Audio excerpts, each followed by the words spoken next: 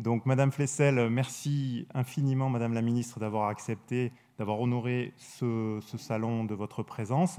Vous êtes la championne que tous les Français connaissent et une des ministres les plus populaires du gouvernement. Vous êtes parmi nos sportives les plus titrées, championne du monde, championne olympique, et vous êtes l'escrimeuse la plus titrée de l'histoire de notre pays. Vous avez accepté, donc il y a un an de ça, de rentrer au gouvernement d'Édouard Philippe sous la sollicitation d'Emmanuel Macron. Vous avez relevé le gant avec beaucoup de talent et vous y avez mis toute votre ambition. Vous avez accepté la charge d'un ministère de plein exercice dans un moment clé, sans savoir qu'on organise les JO, mais avec les JO dans votre feuille de route, ce qui n'est pas une mince responsabilité.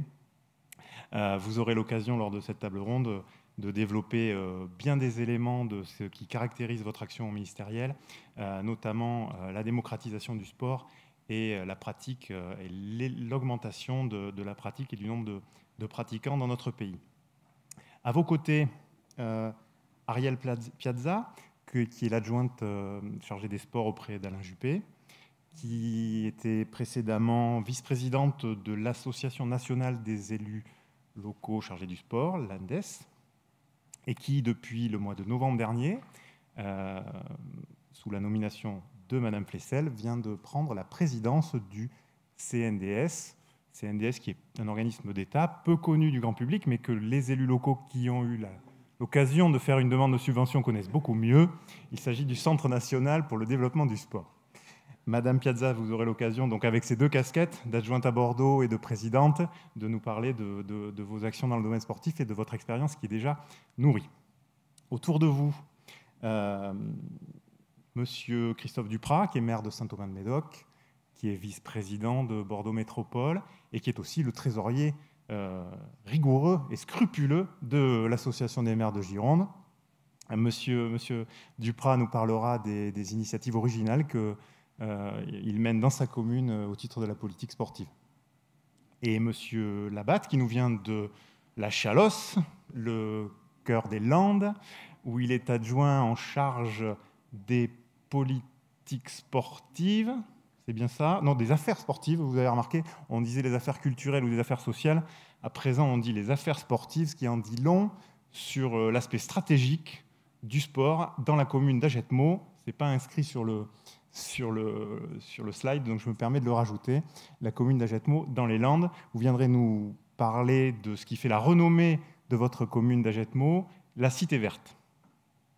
Alors, sans attendre et pour lancer le débat et pour vous donner la parole en guise d'introduction, Madame la Ministre, j'ai envie de vous demander qu'est-ce qui est plus difficile?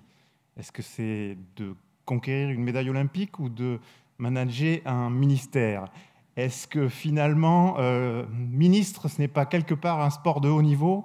Et est-ce que les qualités d'une escrimeuse sont utiles quand on rentre au gouvernement? Déjà, bonjour à tous. Merci de me recevoir, ce temps d'échange. Je vous dirais que j'associe les deux. C'est vrai que ça fait un an que je suis ministre gérée de ministère de plein exercice où il faut asseoir sa politique. Donc je suis une femme engagée, mais entre la sportive, la fin de la carrière de la sportive et le début de ma tâche de ministre des Sports de ministère de plein exercice, et c'est important, j'ai travaillé. Donc j'étais chef d'entreprise, j'ai fait du coaching pour les entreprises, j'ai créé un club et j'ai été pendant 15 ans, plus de 15 ans, gérée membre active, gérée d'associations sportives et humanitaires. Et pendant 5 ans aussi, j'étais au Conseil économique, social et environnemental. Donc, du coup, il y a eu aussi des prémices, je dirais une volonté citoyenne d'être engagée plus fermement. Et depuis un an, j'associe cette expertise, cette expérience, mais c'est surtout que j'utilise aussi le réseau de tous ces acteurs qui m'ont permis aussi d'être aujourd'hui ici. Et ce n'est pas un bilan, mais le 17 mai, effectivement, ça faisait un an, donc il fallait gérer un état des lieux. Et aujourd'hui, je me sens à ma place, Alors effectivement, j'ai envie de dire que dans le sport, on aspire à mieux garder, je dirais à mieux être dans le fair play, mais je prends aussi, c'est de la compétition, c'est de l'engagement, mais je me sens à ma place et voilà, je serai engagée, décidée. J'ai aussi en fait très clairement défini ma feuille de route et je pense que le cap, il est précis. Je vais aller chercher, gérer 3 millions de pratiquants et de licenciés. Je veux que nous ayons une nation beaucoup plus sportive, qu'on puisse parler de culture du sport et non pas nous sommes des passionnés. On a un gros travail à faire sur les luttes contre toutes les formes de discrimination. On a géré clairement et j'ai clairement défini en fait une stratégie autour de 4 axes. Donc effectivement, j'associe, je ne dissocie pas, mais vous l'avez dit, la ministre la plus populaire, j'ai envie de dire, c'est un ministère qui offre aussi des événements gérés festifs, mais le sport, c'est un outil économique, diplomatique, gérer un outil sociétal.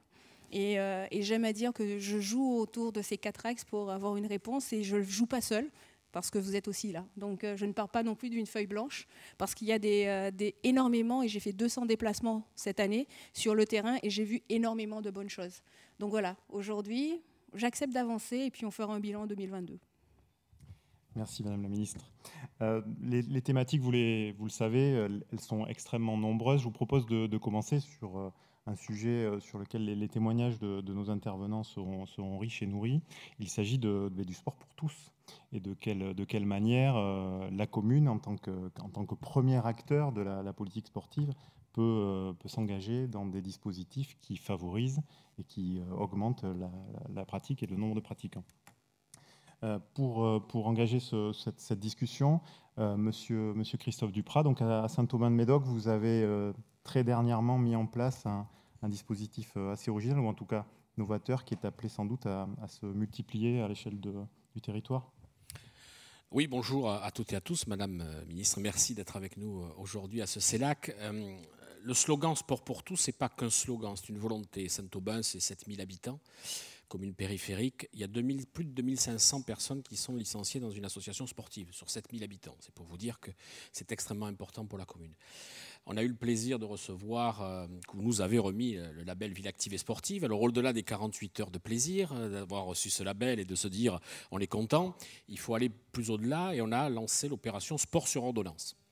Opération qui nous a été, soyons très clairs, proposée par un médecin généraliste de la commune qui a contacté mon élu au sport. Il m'a dit, écoutez, ça se fait à Biarritz.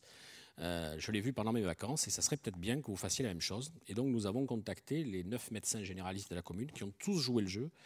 Et nous avons, moins d'un an, mis en place les premiers ateliers destinés à des personnes qui sont soit encore légèrement malades, soit en rémission par rapport à des cancers ou des choses comme ça, pour leur faire pratiquer du sport, non pas dans le cadre forcément d'une licence, non pas forcément dans le cadre d'une activité ponctuelle. Et donc, nous avons pu mettre en place dès avril, et ça sera encore le cas cet été, des ateliers spécifiques. Donc on a été à faire des formations, on le fait avec les associations de la commune, mais aussi le service municipal des sports. Et aujourd'hui, le but, c'est quoi? C'est de se dire à quelqu'un, le médecin lui prescrit quelques séances de sport, avec un petit carnet de santé qu'on a établi conjointement, et c'est de se dire, c'est difficile quand on est tout seul d'aller dans un club, de s'inscrire en cours d'année, alors que les cours ont déjà commencé, de pouvoir se dire mais avec qui je vais me retrouver, est-ce qu'ils ne vont pas aller plus vite? Donc là, c'est de l'individuel que nous avons mis en place et nous avons pu, un samedi après-midi, parce que ça nous semblait aussi intéressant, il y aura aussi des soirs, pour pouvoir leur faire pratiquer ce sport. Et c'est leur mettre le pied à l'étrier, parce que le but, c'est bien évidemment de ne pas les accompagner longtemps, c'est de faire le point avec les médecins. On a aussi besoin des retours des médecins nous disant vous allez un petit peu trop loin, ou vous pouvez pousser un petit peu le curseur, ou vous pouvez adapter. Et tout ça fait en partenariat avec le conseil départemental de la Gironde, la direction de la cohésion des territoires qui est aussi avec nous, l'ARS, qui ont vraiment participé. J'ai envie de vous dire que c'est une vraie pratique de sport pour tous, au-delà de l'envie de faire du sport. Donc certes les clubs sont là, certes les associations sont là, mais il faut que la mairie soit aussi des partenaires. Parce que si la collectivité ne vient pas, on met à disposition des installations de grande qualité, certes, c'est vrai, mais si elle ne vient pas aussi apporter sa caution, on s'est aperçu que les médecins, si c'est la mairie qui est derrière, ils ont davantage confiance. Un autre dispositif original sur Agetmo, Monsieur Labatte, vous voulez bien nous en dire un mot? Oui, alors pour corroborer avec les propos de M. Duprat, effectivement, la commune d'Agenmont a de toute façon une politique de doter des équipements pour les associations, mais les équipements seuls ne font pas grand-chose. Nous avons accès depuis longtemps, alors je dis nous, mais la municipalité qui est en place depuis 22 ans, a accès à l'aide à la pratique sportive au travers d'une allocation. Une allocation pour les jeunes de moins de 18 ans qui désirent pratiquer le sport dans notre commune ou dans une autre, dans une association. Il faut juste être licencié et cette allocation leur permet, parce que tous les foyers, nous estimons, n'ont pas d'origine la fibre sportive. Et il y a des frais, il y a des choses qui incombent et qui peuvent être des freins. Donc cette allocation est de 100 € par licence. Alors, si le jeune cumule plusieurs licences, il n'a droit qu'à une, mais tout le monde peut faire la demande, quel qu'il soit, de la commune d'Agenmont. Et force est de constater que ça ne fonctionne quand même pas si mal que ça, parce que le sport, c'est la santé, et chez les jeunes, c'est primordial de mettre le pied à l'étrier. Sur 4700 personnes, citoyens agenmotiens, tous ne sont pas de la commune, évidemment, mais dans nos associations, nous avons entre 950 et 1000 licenciés de moins de 18 ans. Voilà. Donc c'est une aide particulière que nous avons mis en place depuis longtemps et qui est pérennisée et qui a du succès. Vous avez compris, hein, on a réuni quand même autour de Madame la Ministre les communes les plus en pointe et les plus innovantes et qui sont reconnues comme telles. À Bordeaux, qu'est-ce qu'on a? Alors je sais que là, vous avez beaucoup à dire, Madame Piazza. Qu'est-ce qu'on a comme dispositif un petit peu original dont pourraient s'inspirer nos élus? Alors, original, je vais dire plutôt des dispositifs très simples. Parce que quand on s'adresse au sport santé, il ne faut pas aller chercher des choses très coûteuses et très compliquées. Bonjour à toutes et tous. Alors, à la fois avec ma casquette d'élu et président du CA du CNDS, je voudrais dire que nous alerter quand même. Parce que, et je m'adresse là peut-être aux élus des collectivités, l'enfant s'engage dans des comportements sédentaires qui doivent nous inquiéter. Il rentre dans un monde d'écrans énormes, géants. Et les médecins nous disent aujourd'hui qu'ils ont perdu 25% de leur condition physique en 40 ans. 25%, c'est beaucoup trop. Et la condition physique, c'est la base de la santé. C'est-à-dire que nous avons créé un mode de vie qui ne va pas dans le sens de la santé. Donc il faut réagir très vite quand on sait que 2 adolescents sur 3 ne font pas assez d'activité physique. Et que donc, si on n'est pas en mesure de donner le ton dans nos collectivités, c'est-à-dire soit par l'accompagnement des clubs, soit nous-mêmes avec un aménagement urbain, avec du mobilier urbain, avec des places qui le permettent, en régulant, en animant ces moments de rencontre autour de l'activité physique, je pense qu'on passe à côté de choses importantes. Et je voulais en cela vous remercier, Madame la Ministre, parce que vous en avez fait un axe prioritaire, autant sur le financement CNDS avec un critère prioritaire, promouvoir le sport santé, mais aussi développer le sport pour tous. Et ça doit être pour nous un axe primordial parce que tout le monde doit bouger. Quand on ne bouge pas, l'inactivité, ça ronge les os, les muscles, le cerveau, les vaisseaux, le cœur. C'est-à-dire qu'un ado qui ne bouge pas, qui est devant son écran pendant 2 ans, 3 ans, 4 ans, 5 ans, il va à l'encontre de nouvelles pathologies que les médecins découvrent beaucoup trop tôt chez le jeune. Alors, public jeune, il faut être alerté, donc répondre à des attentes et des besoins nouveaux, c'est ce qu'on réfléchit. Et puis, soi-même, nous, collectivités, organiser la ville, la commune, comme un grand terrain de jeu où les gens, vous le savez tous d'ailleurs, vous l'avez lu dans les interviews de la ministre, c'est 36 millions de pratiquants, 16 millions de licenciés. Donc on en a perdu 20, on ne les a pas perdus, ils font une activité physique tout seuls. Et les autres, il faut les récupérer, il faut les fédérer, il faut les amener à arriver vers nous. Et pour ça, je crois que le mieux, c'est de faire ces organisations. Alors, Bordeaux, c'est effectivement du sport gratuit, une activité physique gratuite tous les samedis de 10h à midi dans les 8 quartiers de Bordeaux, au pied des immeubles. On vient, on ne s'inscrit pas et on se dépense pendant 2 heures. Et puis, c'est aussi du fitness sur les quais, là aussi gratuit le dimanche le dimanche vert, le premier dimanche du mois, et c'est 4 semaines l'été pour toucher tous les publics qui ne partent pas en vacances et leur proposer 60 disciplines sportives tous les jours, 7 jours sur 7, jusqu'à tard le soir, pour que là aussi, ils trouvent, ils rencontrent, ils se mélangent. Je crois que la mixité sociale aussi, elle embarque un peu, l'intergénérationnel. Tout ça, c'est des dimensions humaines qui font qu'on est un peu porté par le groupe, par le sens du jeu, de l'équipe, du plaisir. Il faut que l'activité physique reste quand même un espace de confort, de plaisir, de dépenses, de bien-être, pour fidéliser l'action, que l'activité physique soit présente au quotidien. Merci Madame Piazza. Madame la Ministre, peut-être dans un article qu'on a vu dans Sud-Ouest dimanche qui vous était consacré, vous avez parlé de zone blanche sportive. Vous pouvez nous en dire un petit peu plus et puis nous dire ce que vous inspirent les initiatives qui viennent d'être évoquées. Effectivement, dans le Sud-Ouest, je disais que tout comme dans la téléphonie mobile, on avait des zones blanches du sport où on avait des quartiers qui n'avaient aucune infrastructure sportive. Lorsque je suis arrivée ici, j'ai fait une cartographie au ministère des Sports. On a décidé de faire une cartographie gérée des lieux, gérée où il faut valoriser, accompagner. Et il y a eu aussi de très belles initiatives. Sur ces 200 déplacements, j'ai vu énormément de belles initiatives et c'est vrai qu'aujourd'hui, je suis ravie de vous dire continuez, on va faire ensemble. Lorsqu'on parle de sport santé, effectivement, il y a une recrudescence de la sédentarité et sédentarité gérée chez les plus jeunes. On a une réponse. On a une réponse parce qu'on a des associations sportives, on a géré des clubs, on a géré des projets individuels, privés, qui nous permettent de donner une réponse. On a géré effectivement plus de 34 millions de pratiquants et moitié géré de licenciés. Et on a une transformation des pratiques. On pratique différemment. J'aime à dire qu'on butine le sport différemment. Et on doit être aussi à l'écoute de cette transformation pour amener un accompagnement. On a géré des nouvelles pratiques qui arrivent et on doit aussi être là en se disant mieux vaut avoir ce côté régalien et dans l'accompagnement pour leur permettre aussi d'évoluer dans un écosystème qui pourrait nous permettre d'avoir une réponse sur la pratique sportive. En revanche, il y a fort est de constater qu'on a géré une carence sur le sport santé. C'est-à-dire qu'aujourd'hui, on a 3 millions de diabétiques, on a 10 millions de personnes en affection longue durée. Et pendant longtemps, gérer la santé a été éloignée du sport. Alors, on parle d'activité physique adaptée.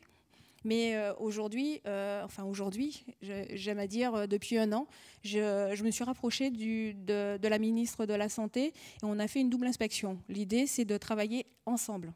Alors effectivement, ce mot sport n'est pas un mauvais mot, mais c'est un mot une sémantique gérée à travailler différemment. Donc effectivement, il faut des activités physiques adaptées. Et on a fait une double inspection qui montrait qui nous a donné une vingtaine de préconisations.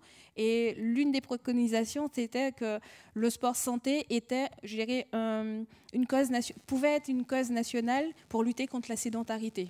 Donc, effectivement, pour nous et pour moi, en tant que ministre des Sports, c'est en fait un référentiel important. Lorsqu'on parle sport santé, effectivement, il faut renforcer ce sport santé. Et je suis ravie d'entendre et qu'on puisse gérer ces activités, au niveau national. Mais il fallait partir d'une évaluation. On a demandé gérer, et j'ai la chance d'avoir une directrice de cabinet qui vient du monde de la santé. Elle a été directrice d'ARS et d'hôpitaux. Donc, on a travaillé étroitement pendant un an à trouver, une articulation commune pour travailler de pair avec la santé. Et aujourd'hui, on va vraiment travailler sur une structuration. Donc, j'ai décidé effectivement, concrètement, d'avoir un axe sport-santé. L'idée, c'est d'avoir une stratégie, mais aussi d'amener des outils. Alors, des maisons sport-santé accolées aux collectivités ou à des clubs, mais il s'avère que sur ces déplacements, on a vu aussi énormément d'initiatives qui existent déjà. Donc, on va partir aussi sur une labellisation des bonnes pratiques pour justement valoriser et accompagner de manière durable. Donc, aujourd'hui, effectivement, hier, vous avez parlé de sport de haut niveau, de haute performance, mais aujourd'hui, la réponse, on aura tout raté par rapport aux Jeux Olympiques si on ne donne pas cette réponse sur le territoire aujourd'hui. Donc c'est une affirmation et on va travailler en ce sens. Et d'ici au mois prochain, on va lancer un projet qui est fort de ce déplacement. C'est un forum des bonnes initiatives qu'on va justement amener à transformer pour lutter contre ces zones blanches du sport. Dans la dimension d'égal accès au sport, il y a aussi une problématique qui vous tient très à cœur, c'est celle du sport féminin, où on s'est rendu compte que finalement, les deux sexes n'étaient pas à égalité devant la pratique sportive et qu'il y avait encore du travail à faire dans ce domaine. Alors, tout n'est pas négatif. Le sport féminin évolue, mais on en veut plus, bien sûr. Et dans la pratique, dans la médiatisation, on a vu une transformation parce que tout passe par la médiatisation. Et on a pu transformer, je dirais, la médiatisation. On est passé en 4 ans de 7% d'audience médiatique à 20% d'audience médiatique. Et ça a permis, je dirais, à casser les paradigmes. Mais il faut oser faire plus. Et nous avons lancé un comité permanent pour travailler sur la valorisation de la pratique avec 4 thématiques. La filière économie au féminin, la gouvernance et l'encadrement au féminin, la médiatisation et la pratique au féminin. Et effectivement, ça permettra sur tous les territoires de valoriser la pratique et d'oser faire. Et nous sommes en train de travailler sur l'insertion femmes et sport, parce que je pense qu'on a aussi, je dirais, un axe qu'on doit valoriser sur l'insertion des femmes qui pratiquent un peu, beaucoup et fort passionnément, mais qui pratiquent juste pour le bien-être. Et je pense qu'on a aussi une réponse à donner à ces femmes qui pourraient amener plus pour leur bien-être. À Bordeaux, on a déjà du recul sur une politique un petit peu engagée au profit de l'accès des femmes au sport. Ceux qui me connaissent, ils savent que je suis une militante de tous les jours, car tout ce que dit Laura est parfaitement juste. Et quelquefois, c'est juste des toutes petites choses qu'il faut changer. D'abord, il faut valoriser les présidents qui font beaucoup de choses pour le sport féminin. Et puis, il faut valoriser la mixité des pratiques et pas séparer le sport masculin du sport féminin et quelquefois et trouver la complémentarité parce qu'on se marre entre hommes et femmes sur un terrain de sport. Et c'est trop dommage de cloisonner ainsi le sport masculin et féminin. On peut trouver d'autres pratiques qui sont légitimes. Et puis ensuite, des petites choses, c'est veiller à ce que les vestiaires sont bons, que ce ne soit pas la réserve de Coca-Cola, que ce ne soit pas au fond du machin du truc.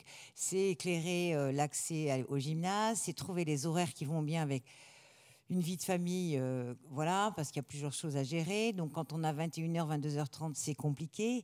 Eh bien, écoutez, regardez un peu les horaires qui sont pratiqués dans les clubs et vous verrez que le sport féminin, encore aujourd'hui, récupère les miettes du sport masculin. Et donc, c'est difficile de donner avec autorité de l'ordre au président de club de changer les choses. Mais je pense que tous ensemble, on peut y arriver. Et ce que fait Laura est aussi bien, elle n'en a pas parlé, mais elle induit aussi la parité dans la gouvernance, la mixité dans les décisions et faire en sorte que toutes ces femmes avec un prisme féminin puissent changer toutes ces postures. Mais voilà des petites choses qui font qu'il faut qu'on change ces postures et ça le fera bien, quoi. Parce que du coup, dans la masse, il y aura une proportion. Vous savez qu'on a 37%, c'est pas beaucoup. Et pourtant, je sais qu'ici, là, j'en vois quelques-uns, des présidents qui se battent pour ça tous les jours. Donc, on va tout doucement y arriver, Madame la Ministre. Mais c'est vrai que c'est ces petites choses additionnées qui fera qu'on arrivera à changer les choses. Merci.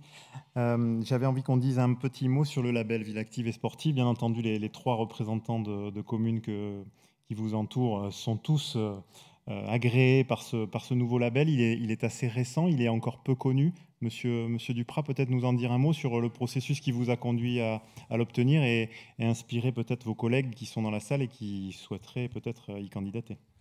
Madame la ministre a dit quelque chose d'important tout à l'heure, on va labelliser. Je crois qu'aujourd'hui, tout le monde a bien conscience qu'on n'aura pas forcément des sommes d'argent importantes qui arriveront de l'État pour venir financer nos équipements. On a tous bien compris, il y a des priorités qui sont faites. Mais le fait de labelliser, et par celui-ci, Ville Active et Sportive, il est important de montrer la reconnaissance que peut avoir l'État vis-à-vis de ce qui se passe sur les territoires, ce qui se passe au plus près des pratiquants, des adhérents, de ceux qui font du sport. Et c'est aussi un gage de sérieux pour ceux qui veulent s'y lancer dedans. Le fait que ça soit labellisé, c'est toujours important. D'abord, les présidents de différentes associations de clubs en sont fiers parce que, encore une fois, hein, je l'ai dit tout à l'heure, une municipalité met à disposition des installations, elle met à disposition des moyens. Mais qui fait le sport? Ce sont les dizaines, les centaines, les milliers de bénévoles qui sont là tous les soirs, les week-ends, pour pouvoir encadrer les jeunes et les moins jeunes, pour pouvoir faire ces genres d'activités. Et le fait d'avoir cette reconnaissance, moi je sais que quand on a présenté, alors c'était en plus au moment des vœux, on a présenté ce label à toutes nos associations sportives, ils étaient heureux, on a vécu avec eux cette labellisation. C'est pour ça que je disais que notre opération Sport sur ordonnance, on est à la recherche de là aussi de cette labellisation. Voilà. Dès l'instant où il existerait au niveau national, sous réserve de rentrer bien sûr comme toujours dans des critères clairs, nets et précis qu'il faut définir, on est à un moment donné cette labellisation en disant voilà, donc les médecins, tous les professionnels de santé et les patients aussi seraient tout à fait d'accord pour pouvoir aller dans ce sens-là. Donc moi je crois beaucoup à la labellisation, ça devient aujourd'hui quelque chose d'important, même s'il faudra agrandir à l'entrée de nos communes des panneaux destinés à accueillir tous les labels, c'est pas très grave. On mettra un deuxième panneau s'il fait. Il y a même une course entre les communes de façon à avoir la labellisation. C'est aussi important. C'est ça qui est fait. Autre chose aussi, je pense qu'il faut aussi qu'on apprenne à mutualiser les équipements. On ne peut pas tout savoir sa piscine, on ne peut pas tout savoir son stade avec une piste d'athlétisme, on ne peut pas tout savoir sa salle omnisport, on ne peut pas tout savoir, voilà, 540 communes en Gironde, dont la moyenne est plutôt en dessous de 1000 habitants, donc vous voyez, on ne peut pas. Mais je pense qu'à un moment donné, il faudra qu'on puisse aider, subventionner les équipements qui seront intercommunaux. Parce que toutes les communes ne peuvent pas avoir toutes les sections de basket, toutes les sections de volley, toutes les sections de foot, etc. Et si on mutualise les équipements sportifs, et là, il faut qu'on crée des passerelles entre nos communes. Ça se fait déjà plutôt en zone urbaine, mais il faut que ça aille aussi se faire en zone rurale, parce qu'un équipement, c'est bien. S'il y en a une multitude qui puisse en profiter, je crois que c'est dans cet esprit-là. C'est un critère prioritaire dans le financement du CNDS. Une piscine interco, un équipement interco. Je pense qu'il faut mutualiser, comme tu dis, et puis partager les coûts de fonctionnement, parce qu'une petite commune, aujourd'hui, elle a beaucoup de contraintes. Donc, on arrive à trouver moyen de proposer des offres de qualité, parce qu'on a réuni nos forces, on a cofinancé l'équipement, et avec un projet aussi d'innovation sociale par le sport, trouver d'autres offres sportives. Ça, c'est encore un financement très, très ciblé sur l'enveloppe des 20 millions d'euros, mais proposé par la ministre. C'est là aussi trouver, mettre en pratique des bonnes idées, parce qu'on a l'équipement qui va nous permettre de pouvoir la développer toute l'année. Madame Piazza, ne lâchez pas le micro. À l'automne prochain, sous l'impulsion du ministère de Madame Flessel, aura lieu la première édition de la Fête du Sport, un moment national qui a été voulu, je suppose un petit peu inspiré de la Fête de la musique, en tout cas pour qu'il y ait un moment de communion autour du sport dans toutes les communes de France. Et pour en parler, et puis pour déjà avertir un petit peu le public sur cette nouveauté, qu'est-ce qui est prévu à Bordeaux autour de la Fête du Sport? Alors, je vais peut-être laisser la ministre en parler, parce que c'est une première édition, c'est une très belle idée. Pour être au CNDS, je peux vous dire qu'il y a déjà 1000 projets de qualité qui sont remontés. Donc ça veut dire qu'il y a une vraie dynamique territoriale. Ils attendaient ça. Il y a un enthousiasme. On a tous des projets, on a tous des idées en tête. Et l'idée du CNDS dans cette enveloppe, c'est évidemment d'accompagner les projets de qualité, puis surtout de partager. Christophe, quand tu parles de ton opération sport sur ordonnance, je suis sûre que ça va donner envie à d'autres collectivités autour. Et il y a aujourd'hui des développements de pratiques qui sont très intéressantes. Alors à Bordeaux, c'est 3 jours de dingue. Voilà. Je ne vous dévoile pas tout ce qu'il y aura, mais ça commence le jeudi soir avec escalier en fête. Vous savez qu'il faut monter les escaliers, jamais prendre l'ascenseur. Et donc, avec toutes les institutions publiques, on ne prendra pas l'ascenseur. Le jeudi 20 septembre, on prendra l'escalier. Le reste, je vous en dirai. Venez vivre avec nous. Juste vous parler justement de cette fête du sport, effectivement à l'instar de la fête de la musique. L'idée c'était de donner l'opportunité, je dirais, à des acteurs de se remettre en fait en communication.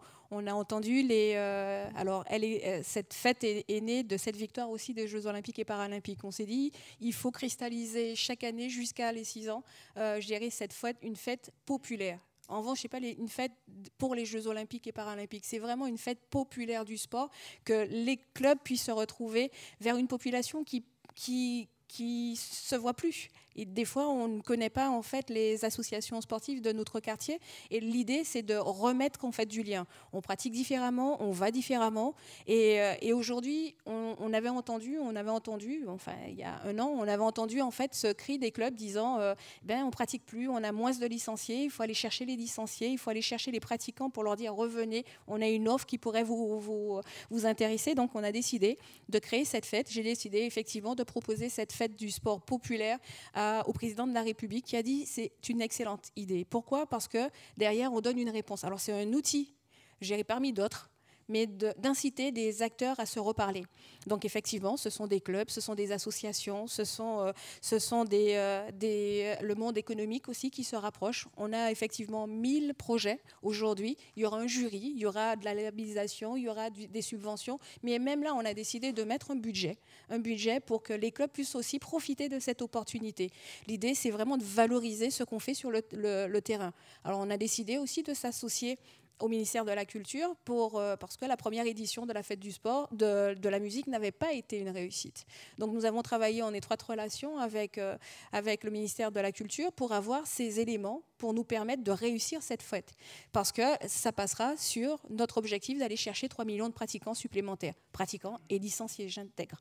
Donc effectivement, on a mis en fait gérer ce cheminement. On a été force de proposition. On a entendu aussi gérer la demande des clubs, et je finirai en fait mon discours après je reviendrai pour parler de la vie des clubs après, mais je pense que c'est une opportunité si on veut aller chercher à toucher en fait une nouvelle population. Les jeunes pratiquent moins, les sédentaires augmentent, et nous avons des offres. Donc du coup, l'idée a été de faire, je dirais, comme la musique. Et effectivement, le 21 juin, on sait que c'est la fête de la musique.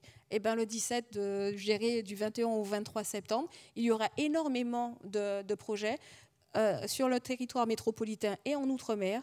Et le plus, en fait, on a voulu, en étant un petit peu ambitieux, d'avoir cet écho aussi au niveau international. Et comme moi, j'ai une feuille de route internationale, toutes les ambassades qui m'ont reçu pendant cette année auront aussi une fête de la musique. Il y aura une fête de la musique franco-coréenne, il y aura en Turquie, en Serbie, il y aura, la Grande-Bretagne fera un clin d'œil à cette fête du sport qu'on va avoir en France, et nous avons 5-6 ambassades à l'étranger qui vont faire la fête de la musique. Et je pense que c'est ce message fort, c'est-à-dire que c'est un outil diplomatique, mais sociétal. Et il faut que nous soyons fiers de pouvoir aussi pratiquer pour nous. On aura les jeux, on aura des champions, mais c'est un écosystème. Et donc cette fête de la musique sera aussi un outil pour remettre en fait des valeurs. Il y aura, alors vous ne me demandez pas, mais à Paris, il y aura une fête, on n'a pas notre festival du film. Il y aura un festival du film. L'idée, c'est sur la journée, il y aura des documentaires, puisqu'on veut parler de culture. Il y aura en fait toute la journée de passage dans le cinéma McMahon. Il y aura en fait des documentaires sportifs. Et le sport, il y aura un beau film géré sur le sport français ou international, je ne dirais pas. Mais l'idée, c'est vraiment d'utiliser cet outil pour redonner du lien. Alors, on peut parler économie, on peut parler gouvernance du sport aussi. Et tous les outils et les moyens nous permettront en fait de remettre aussi gérer du sport dans son pays. Voilà. Tout ça illustre très très bien la thématique mise en avant par Thierry Rey hier, qui a estampillé la candidature de Paris 2024, qui est celui du partage. Madame la ministre, je vous cède la place pour un petit mot de conclusion, et en vous remerciant infiniment sur votre intervention. Vous aurez écouté de bien longues minutes supplémentaires, mais malheureusement vous êtes attendu ailleurs.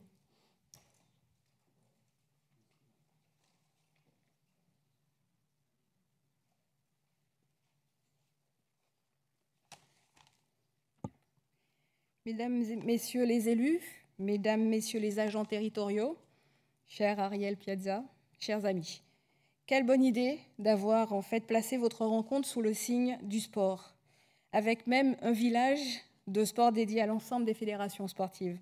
Je crois, comme vous, que le sport peut être au cœur des politiques territoriales. En fait, j'ai une forme d'obsession. Je crois que le sport peut être utile partout ou presque. Et j'en suis convaincue. Dans le handicap, la santé, la politique de la ville, l'éducation, l'emploi, l'économie, la diplomatie et la sécurité. Je voudrais du sport partout. Et de fait, je vois que les choses changent. Souvent considéré comme la 5e roue ou 7e roue du carrosse des politiques publiques, le sport prend de plus en plus la place qui lui convient. Avec au moins d'une dizaine de collègues, de programmes interministériels sont lancés. C'est peut-être mon plus grand motif de satisfaction après cette première année de mandat ministériel. La culture du sport, que j'appelle de mes vœux, pénètre dans les institutions et diffuse dans la société. Personne n'en fait état. Ce n'est pas un élément de bilan, comme je l'ai dit tout à l'heure, et pourtant, c'est, je crois, fondamental. La bataille du sport, avant d'être dans les corps, elle doit être d'abord dans les têtes. Le sport doit s'imposer comme une évidence, tant dans un plan individuel que collectif, que nous avons tous à y gagner. Nous pouvons y gagner en termes d'attractivité territoriale, d'emploi. La France est devenue championne du monde de l'accueil des grands événements sportifs. Et je n'ai pas dit tout à l'heure, mais j'ai lancé avec Jean-Baptiste Lemoyne une mission diligentée sur le tourisme sportif. Nous avons des territoires qui pourraient être des éléments gérés magnifiques. Comme dans tout, on a donné un objectif, c'est d'avoir 100 millions de touristes sportifs. Chacun de ces événements constitue une opportunité pour vos territoires. Tourisme culturel, offre hôtelière, base arrière pour des équipes étrangères, il faut vous positionner, notamment, mais pas uniquement. J'insiste vraiment pour les Jeux. Si Paris organise les Jeux, je veux que ces Jeux profitent à tous les territoires, sur le plan national, les métropoles et l'outre-mer. Dès cet automne, un appel à projet sera lancé par le COJO, afin de constituer un catalogue qui regroupera les offres territoriales. À Londres, juste pour information, il y avait 600 sites en 2012. Les Jeux seront nécessairement en Aquitaine et ça, il ne dépend que de vous. Le sport, c'est de l'attractivité, le sport, c'est de la santé, et on l'a rappelé. C'est aussi un grand enjeu du moment, lutter contre la sédentarité dont les effets sont délétères. C'est de plus en plus ainsi que les concitoyens l'envisagent. Faire un peu d'attention à sa ligne, garder la forme et vieillir en bonne santé. Alors, le ministère accompagnera les collectivités qui lancent ou qui se sont lancées dans des programmes de sport santé, des parcours de sport santé, des maisons de sport santé. Nous allons labelliser ces maisons pour mieux les faire connaître, pour aider en fait les citoyens à se repérer dans un paysage foisonnant. Nous allons très prochainement aussi préciser les conditions d'obtention de ce label, mais il s'agira nécessairement des lieux proposant des activités adaptées grâce à un lieu étroit entre professionnels de santé et professionnels de sport. Le sport, c'est un vecteur aussi d'éducation et d'insertion pour tous les enfants, et peut-être de manière plus prégnante encore pour ceux qui grandissent dans des quartiers prioritaires. J'ai vu de la part des collectivités, d'associations et des programmes formidables pour lutter contre le décrochage, qu'il soit scolaire ou moral. On sait que notre jeunesse est la cible de discours mauvais. Alors, soyons tous là pour les protéger. Il y a de l'ingéniosité aussi dans les territoires. L'appel à projet que nous avons lancé pour la fête du sport, c'est vraiment 1000 projets, 1000 propositions en quelques semaines. Chacun de mes déplacements me surprend, m'inspire et finalement me conforte dans l'idée que pour le sport, l'État est indispensable, mais qu'il doit travailler main dans la main avec les collectivités. Mesdames et messieurs, la gouvernance du sport n'a pas évolué depuis 60 ans. 60 ans. 20 ans avant les premières lois de décentralisation. Les régions n'étaient même pas des collectivités. Aujourd'hui, les collectivités sont les principales financeurs du sport et les régions gèrent nos CREPS. Il y a 60 ans, le mouvement sportif n'était pas professionnalisé, mais il l'est aujourd'hui. Il y a 60 ans, l'imbrication du sport et de l'économie n'était pas la même. La présence des acteurs privés, des entreprises était marginale. Bref, c'est comme si nous travaillions avec un fax à l'heure où on parle d'intelligence artificielle. Il est temps de mettre un terme à cet anachronisme. Si nous voulons plus de médailles, et si nous voulons plus de pratiquants et de licenciés, nous devons moderniser notre gouvernance. Moderniser, cela veut dire arrêter de réfléchir et agir en silo, en tuyaux d'orgue. Nous devons vraiment penser à mutualiser, ce mot est revenu, à travailler sur la complémentarité et l'efficience de tous les acteurs. Nous devons faire reposer nos organisations sur la compétence et la coopération. C'est avec cette vision que j'ai lancé le chantier de la gouvernance du sport, avec le mouvement sportif, les collectivités territoriales et avec le monde économique. Ce chantier n'est pas terminé, mais d'ores et déjà, une volonté commune se dégage, celle d'une gouvernance partagée. Chacun a conscience de la complémentarité de l'autre, alors osons continuer à travailler en ce sens.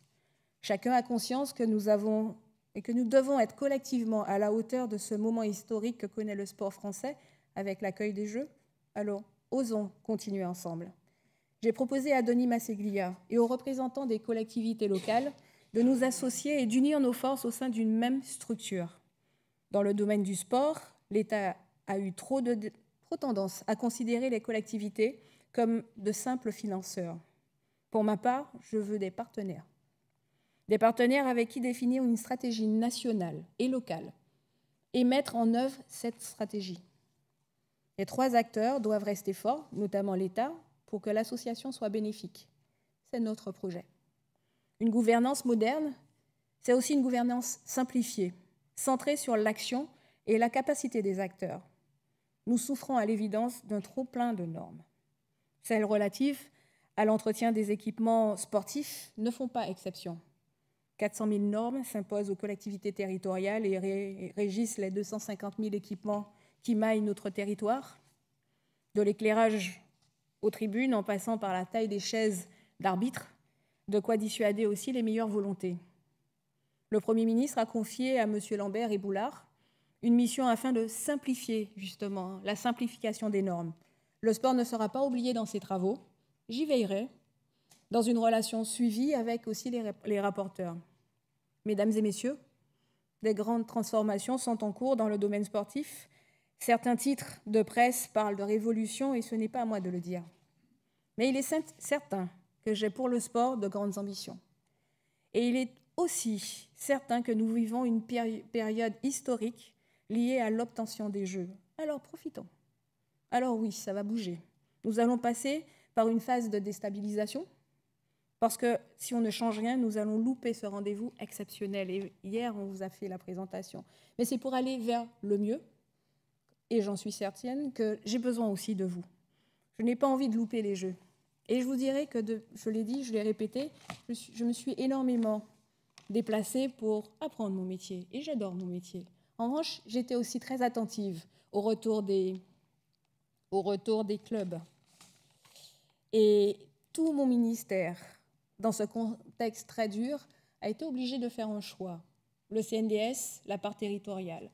Mais sur ces déplacements, sur cette volonté de valoriser la pratique, de ne pas tuer les petits clubs, nous avons aussi décidé, de manière, je dirais, arbitrale, d'aider aussi les petits clubs à cette transformation. Et avec le CNDS et avec ma direction sportive, nous avons décidé aussi d'allouer 5 millions supplémentaires pour les petits clubs, pour leur permettre de résister et de travailler en ce sens. Donc, aujourd'hui, effectivement, c'est une nouvelle annonce, mais nous allons travailler étroitement avec les clubs pour valoriser. L'objectif, c'est de valoriser la pratique, de valoriser la pratique diplômante, donc nous serons très vigilants. Mais en 1 an, je pense qu'on a un cap et il nous faudra travailler en ce sens. Il nous reste encore 3 mois sur ce plan de concertation, sur le nouveau modèle de la gouvernance du sport. Mais effectivement, j'aime à dire que la réponse, nous l'avons dans nos territoires et je m'appuierai encore sur vous. Merci beaucoup.